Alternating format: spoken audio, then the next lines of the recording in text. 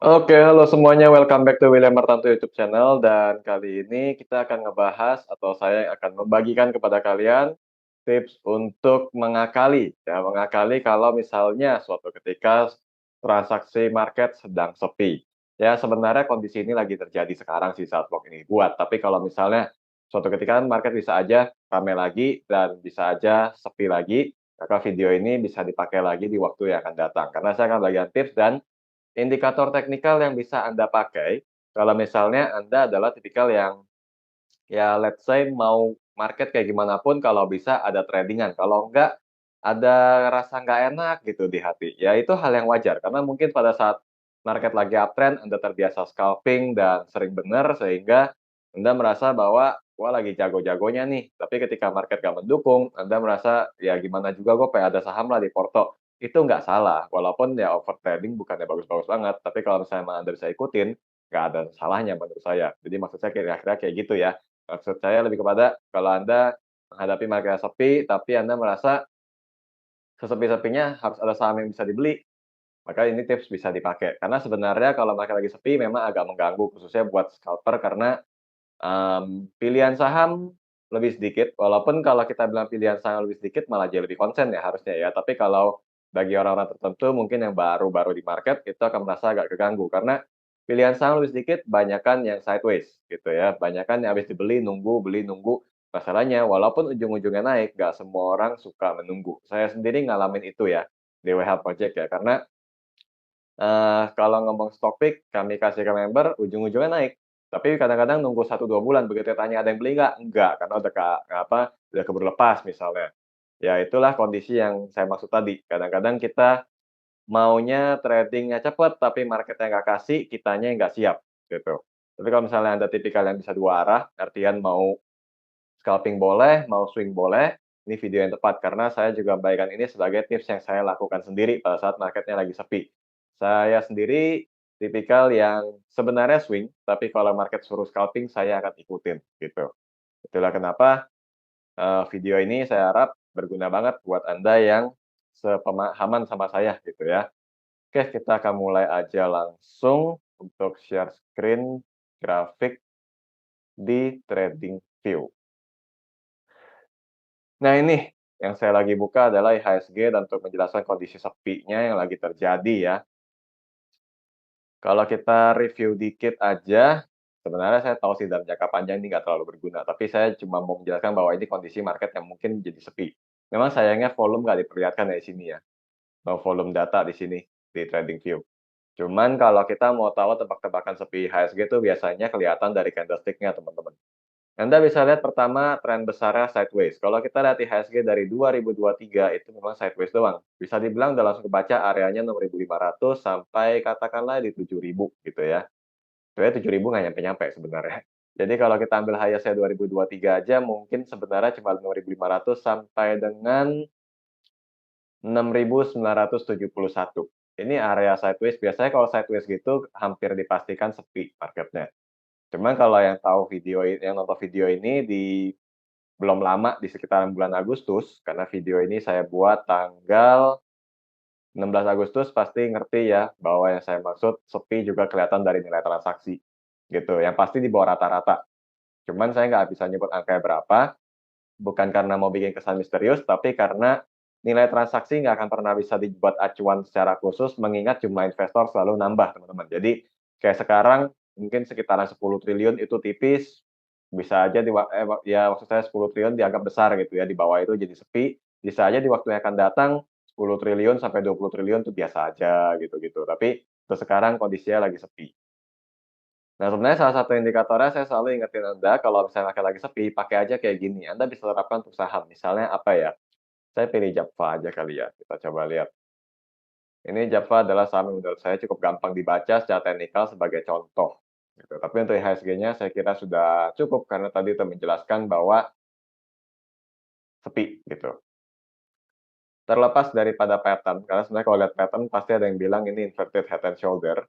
Pattern bisa dipakai kalau lagi sepi ya, cuman maksud saya kalau Anda lihat di sini, pattern itu boleh dikecualikan atau nggak usah diubur-ubur banget karena lihat pattern ini. Ini terbentuk dari November 2022, dan belum konfirmasi, yang mana kalau mau konfirmasi maka Java mestinya naik di atas 1410. Pertanyaannya, apakah semua orang siap nunggu begini? Bahkan beberapa orang biasanya sudah cut loss di area pembentukan head-nya gitu ya. Jadi, kalau kita main pattern di saat market lagi sepi, transaksi jarang-jarang, kadang tinggi, kadang tipis kayak begini, mendingan, kalau saran saya ya, pattern itu penting nggak penting, karena yang ditakutkan masa tunggunya Anda kelamaan, keburu hilang kepercayaan, gonta-ganti saham. Kalau gonta-gantinya switching-nya pas lagi cuan sih nggak apa-apa, tapi kalau pas lagi loss atau balik modal juga tetap kena rugi fee, ujung-ujungnya equity-nya berkurang duluan, gitu. Kalau salah satu indikatornya selalu saya saranin pakai MACD, tekniknya saya nggak pernah lupa ajarin, ya. Di sini saya juga akan ingetin kalau lagi sepi Anda bisa pakai indikator MACD dengan fokus pada ketika harga sahamnya lagi turun sampai membentuk tren yang mendatar, sideways ya. Jadi kalau lagi turun, dia sideways atau konsolidasi, MACD udah bullish divergent, Anda boleh ambil. Biasanya situ ada penguatan, kayak di sini kan juga nih. Saya coba gambar lebih jelas, ini area sideways pertama yang saya maksud. Walaupun nggak terlalu kelihatan, tapi kelihatan di sini ya, resistennya ada di 1090, contohnya tanggal 18 April ini. Lalu sideways kedua ada di sini. Nah, kalau kondisi kayak gini, walaupun lagi sepi, Anda boleh aja tertarik sama saham ini, gitu. Kalau gini, terlepas dari terukur dengan trendline atau enggak ya, karena biasanya sih patah kalau trendline-nya. Misalnya, kalau saya ambil dari sini titik pantulnya, sampai di sini nyambung, kita coba rapiin biar Anda yang nonton lebih ngerti. Kalau misalnya kita nyambungin dari sini, ketemu ke sini, dan di tanggal ini, di tanggal 21 Juni, hasilnya sebenarnya masih patah tren, yang mana kalau Javanya belum balik ke atas trend line-nya, itu belum kembali uptrend, belum bagus sebenarnya. Tapi, daripada kita nunggu breakout resistance kadang-kadang false, mendingan kan kalau bisa ambil bawah lebih bagus. Sebenarnya, keunggulan dari market yang lagi sepi adalah menguntungkan Anda yang suka bottom fishing. Tapi bottom fishing-nya bukan buat scalping ya, melainkan mengambil momentum saat terjadi koreksi atau penurunan yang terbatas, cuman dikarenakan banyaknya orang-orang yang ngelepas saham atas dasar bete. Karena menganggap, "Ah, marketnya nggak kasih gua kesempatan transaksi, buang aja deh, tunggu nanti pas sudah naik baru scalping-scalping," misalnya. Ya pilihan mereka nggak salah, karena mereka sukanya dengan market yang bisa mereka ikuti. Tapi kalau Anda termasuk yang tidak seperti itu, maka market yang sepi sebenarnya kesempatan. Karena ngutip kata-kata Warren Buffett, tapi saya lupa versi bahasa Inggrisnya, jadi seingat saya aja versi bahasa Indonesianya, yang duduk di bawah pohon hari ini adalah yang nanam benihnya di waktu yang dulu, gitu kan. Jadi kita pakai prinsip yang sama, kita manfaatin saat market lagi sepi, saat orang nggak suka, nggak minat sama saham itu, kita ambil duluan. Nanti pas sudah naik, orang-orang baru mulai, sibuk bahas bagus-bagus, berita berkeliaran, maksud saya bertebaran, mulai muncul berita-berita, Anda juga udah tinggal, ya udah, kalau orang lihat bagus gua kasih barang, alias pas udah naik Anda jual gitu kan, itu jauh lebih bagus sebenarnya kalau untuk swing trading. Nah sekarang kita kembali lagi ke topik, kita masih di MACD ya, nanti saya akan kasih lihat indikator yang lain. Sekarang juga nggak apa-apa sih, kenapa saya nggak terlalu mau fokus pakai MA cross? Kalau market lagi sepi, cenderung MA cross itu bisa bikin Anda bolak-balik, cut loss, beli lagi, cut loss, dan beli lagi. Contohnya di sini aja dulu. Ini golden cross, dead cross, golden cross lagi cuma hitungan berapa hari. Kalau misalnya mengacu pada crossingan aja, Anda mungkin akan beli sekitar sini, 26 Desember, jual di sini, mungkin nggak rugi, tapi saat bersama sudah disuruh beli lagi, tahu-tahu double top di sini dan turun terus. Gitu ya. Kalau lagi sepi, pakai EMA cross tidak cocok, apalagi kalau periodenya 5 sama 20. Mungkin kalau sampai harus pakai makro, saran saya 20 sama 50 aja kali ya. Nanti saya akan coba kasih lihat. Tapi untuk sementara kita fokus dulu ke MACD. MACD kalau tadi sudah ada sideways, bullish divergence Anda masuk, ketika sudah bearish divergence Anda jual, apalagi kalau sudah dead cross. Tapi kalau kayak begini belum dead cross, nggak apa-apa untuk di-keep sebenarnya, gitu. Dalam hal ini, kalau kita fokus pada indikator doang, trendline boleh aja dikecualikan. Karena seperti yang saya bilang tadi, trendline itu sebenarnya masih ada hubungan sama pattern, teman-teman. Jadi, trendline itu kan terbentuk dari pattern juga. Setelah kita hubung-hubungkan antara support resistance, terbentuk suatu pattern yang bikin kita mengambil kesimpulan bahwa, "Oh, nih saham bakal naik atau bakal turun." Tapi ketika kita ikutin, tapi dipaksa nunggu lama, kita biasanya nggak betah gitu. Jadi trendline boleh aja dibuang. Yang penting adalah pada kondisi titik baliknya. Anda incer koreksi, ada sideways, ambil. Ini benar-benar murni pakai indikator ya. Memang sih kalau saya mau tambahin iming-imingnya saya bisa bilang setiap sideways ada potensi besar terjadi akumulasi, gitu ya. Tapi, biar Anda nggak kebanyakan datanya, terfokus pada indikator aja, mengingat kalau market lagi sepi, broker summary juga banyak-banyak yang nggak memberikan kesimpulan yang jelas, maka fokus aja di chart-nya juga bisa. Oke, itu indikator pertama. Indikator kedua yang saya suka pakai itu Bollinger Band. Kita buang dulu MACD-nya biar layarnya lebih bagus, lebih luas. Ini dia, indikator Bollinger Band. Dulu saya sebenarnya pernah jelasin atau buat vlog-nya tentang Bollinger Band dikombinasi sama PSAR, teman-teman. Tapi kalau dikombinasi sama PSAR, misalnya kondisinya lagi sepi marketnya, biasanya PSAR-nya kasih sinyalnya terbalik terus. Nah, ternyata unik ya, ketemu di sini. Ini area yang tadi saya buat sideways ya kan, ternyata emang itu bottom dari Bollinger Band. Kalau market lagi sepi, jalannya lelet, walaupun itu naik ataupun turun, Bollinger Band akan sangat membantu. Karena kita akan melihat support dan resisten yang dinamis sesuai dengan pergerakan harga sahamnya. Mau itu lagi sideways kek, mau lagi turun kek, kayak begini, ya ini downtrend-nya kuat banget karena EMA 20-nya aja nggak bisa tembus. Atau kalau lagi uptrend, ya yang lagi strong kayak di sini, area 5 Juni sampai dengan 22 Juni, itu kelihatan tuh resistennya di mana. Jadi kalau kayak gini, Anda bisa ngikutin trennya terus sambil dijual belikan secara bebas. Istilahnya gini, kalau Anda misalnya beli di 28 April, kita ngomong indahnya aja, Anda dapat di harga terendahnya di 1015, misalnya ini kan di yang lagi saya sorot. Kalau misalnya mau jual pucuk, harusnya kan di sini, di 1410. Anda punya dua opsi sebenarnya. Mau beli sekali di sini, jual sekali di pucuk, atau beli, jual lagi, compounding. Biasanya sih kalau misalnya si trader itu lebih berani, secara equity dia nggak pernah pakai istilah test lot kecil-kecil dulu, ya walaupun bukan all in juga ya, tapi maksud saya kalau dia termasuk yang berani pakai dana lebih besar, untuk swing trading biasanya keuntungannya lebih besar dari hasil ngikutin beberapa kali, daripada dia fokus beli satu, jual satu, gitu ya. Jangan saya beli sekali, jual sekali, pas udah pucuk jual. Tapi ya kembali lagi ini kan, faktor keberanian orang masing-masing ya, jadi saya nggak akan bilang mana metode yang lebih tepat. Jadi ini kita fokus ke indikator aja, kalau masih lagi sepi, pakai aja Bollinger Band, gitu. Ini juga lumayan kelihatan sebenarnya. Bisa lumayan kebaca kondisi-kondisi seperti ini, untuk mengetahui apabila tren yang lagi sepi tersebut, tetap memberikan support resisten yang bisa Anda ikutin sambil swing. Untuk Bollinger Band-nya saya kira sampai sini aja, karena cuman intinya ngikutin jalurnya aja. Bollinger Band sendiri sebenarnya bukannya sinyal beli, sinyal jual ya, kalau nggak salah ingat, itu cuma kepada relatif aja, maksudnya apakah itu sudah dianggap tinggi atau enggak. Walaupun kalau dalam prakteknya kita bisa gunakan Bollinger Band untuk sinyal beli jual juga ya. Nah tadi saya ada ngomong soal MA Cross, yang mana saya saraninnya tadi 520 nggak cocok, kita coba 50 dan 20. Terus kita view, kalau tepat harusnya MA 50 selalu jadi penentunya. Oh bener, bener teman-teman. Ini di sini ya, MA 50 di sini yang warnanya merah atau orange, saya nggak tahu. Dan yang MA 20 yang warnanya biru, yang warna hijau.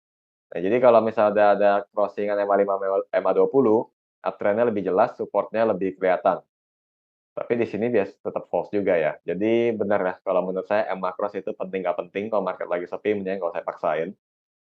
Kembali lagi alasan saya kalau indikator sampai false itu dikarenakan, maksud saya indikator false di saat market lagi sepi, itu dikarenakan kebanyakan pelaku pasar juga jual-jualin sahamnya karena faktor ya sepi, males mungkin ya, jadi merasa udahlah gua jual dulu aja pas market naik baru ambil momentum gitu, karena dianggap momentumnya belum datang. Jadi daripada kita maksain indikator tahu-tahu ke ini kan, kejebak di sini kan habis cut loss tahu-tahu naik sayang banget. Jadi EMA Cross tidak recommended di sini kalau menurut saya.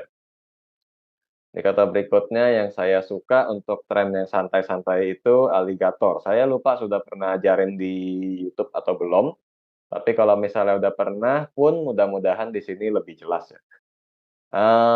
Ini kita masih pakai Java juga, nanti saya coba cari saham yang lain. Indikator aligator tuh intinya fokusnya pada garis yang tengah aja. Jadi selama garis yang tengah nggak ditembus, itu trennya masih lanjut. Mirip-mirip sama Bollinger Band, tapi rumusnya beda, gitu. Jadi selama turunnya sekitar garis tengah, Anda bisa ambil. Jadi kalau kondisi lagi sepi marketnya dan harus nunggu, Kalau benar-benar faktor yang tanpa sentimen pergerakannya maksud saya, itu tanpa ada sentimen penggerak khusus, nggak karena laporan keuangan atau nggak karena, faktor lain lah pokoknya nggak ada aksi korporasi gitu-gitu, itu biasanya indikator ini bisa dipakai juga. Jadi masih lanjut naik, ya ketika udah tembus yang tengah baru lain ceritanya. Kalau gitu sini lebih bagus sih, tapi tetap aja false. Jadi MACD sejauh ini yang paling bagus. Kita coba cari yang lagi naik aja belakangan ini, yaitu saham PANI, Pantai Indah Kapuk. Untuk aligatornya cocok banget harusnya, ini lagi nunggu dia muncul. Ya, jadi ini segitiganya kita buang dulu, ya intinya confirm sih. Jadi kalau memang trennya lagi naik, di sini kan juga bikin sepi tuh. Teman-teman bisa lihat di sini ya, volumenya habis mendadak, yang mana sebenarnya kalau kita main teori volume, ini mungkin ada banyak yang jualan di sekitar sini, karena semakin naik trennya, volumenya semakin habis seolah-olah di area sebelumnya volume tinggi-tinggi itu udah dijual-jualin. Kesannya seperti itu dan pemikiran tersebut wajar aja karena dulu ilmunya kayak gitu. Tapi saya nggak tahu ya sekarang masih banyak aja atau enggak. Nah, kalau misalnya Anda mau ukur trennya aja, untuk buy on weakness itu pakai indikator aligator bisa. Fokusnya memang di garis yang tengah, tapi selama dia nggak patah semua, maksudnya candlestick nggak sampai turun di bawah 3 garis, Anda masih bisa ngincer-ngincer.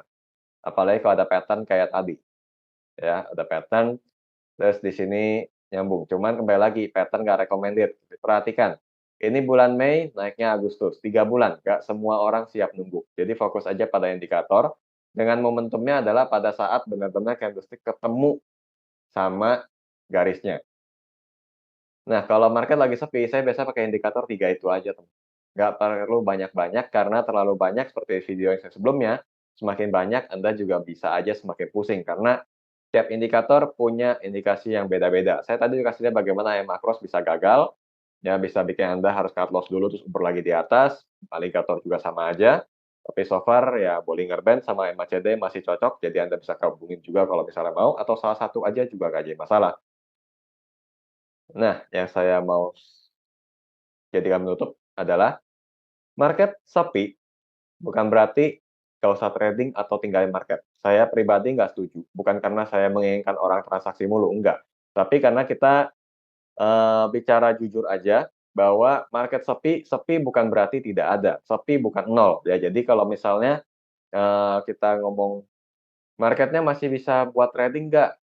Layak diperhatiin nggak sahamnya?" Jelas lah, sangat layak lah, karena marketnya kan tidak sama sekali nol nilai transaksinya, jadi tetap ada saham yang ditransaksikan, cuman masalah kecepatan aja. Nah, di saat seperti ini Anda punya tugas gitu, Anda harus milih dan harus tegas gitu, mau tunggu momentumnya datang aja, alias Anda tinggalin market, termasuk yang meninggalkan market, atau, maksud saya sorry, tinggalin market dan kembali lagi saat udah naik, atau ngambil momentum dari sekarang supaya Anda nggak ikut uber-uberan di atas. Dalam hal ini, apapun yang Anda pilih strateginya, mau pas sudah naik baru masuk, atau, beli sekarang pas udah naik tinggal jualan, itu keduanya akan benar. Karena namanya juga perdagangan saham ya, harus ada yang nguber ke atas supaya ada yang bisa jual di atas. Jadi, pilihannya tinggal Anda mau yang beli duluan atau yang beli setelah udah naik, itu sih preferensi masing-masing. Kalau saya pribadi, saya bagiin tips ini karena saya sukanya yang nguber di bawah. Jadi pada saat turun, asal memang turunnya sudah mendekati terbatas, bottoming, saya akan ambil. Tapi kalau misalnya belum bottoming, tungguin gitu, ala-ala orang kontrarian investor aja. Kontrarian investor kalau belum ada yang tahu, saya kasih tahu ya. Jadi, kontrarian investor itu sifatnya kayak investor, tapi bisa aja ngambil momentum. Investor yang main momentum. Artinya, valuasi tetap dilihat, tapi nggak murah sembarang murah terus nyikat sembarangan, enggak. Jadi murah sampai pada momentum benar-benar termurah baru diambil. Kalau yang fokus pada valuasi, waktu zaman-zaman dulu kan valuasi asal bagus beli aja, turun dikit lagi tinggal nambah. Kalau yang kontra investor, yang saya kenal orang-orangnya itu mainnya kayak gitu. Valuasi boleh bagus, tapi kalau timing-nya belum bagus, dia nggak akan mau. Dia bersedia nunggu sampai benar-benar bagus, beli, dapat di harga murah yang benar-benar termurah, dan saat itu dia tinggal profit segila-gilanya, gitu. Ini saya mengajarkannya dengan versi analisis teknikal, karena kan saya nggak ngerti valuasi. Betapa saya bilang PER rendah, PBV rendah, tahu-tahu kejadian kayak saya, lapangan keuangan manipulasi kan nggak enak juga sama kalian. Jadi mendingan saya fokusnya ke teknikalnya aja, karena itu yang bisa saya yang terbaik yang bisa saya kuasai dan bisa diajarkan ke YouTube ini. Oke, kiranya itu aja untuk video kita kali ini. Kayaknya sih cukup panjang, tapi mudah-mudahan bermanfaat. Silakan like dan dislike sebagai respon Anda terhadap video saya, dan kita ketemu lagi pada vlog selanjutnya, and see you again.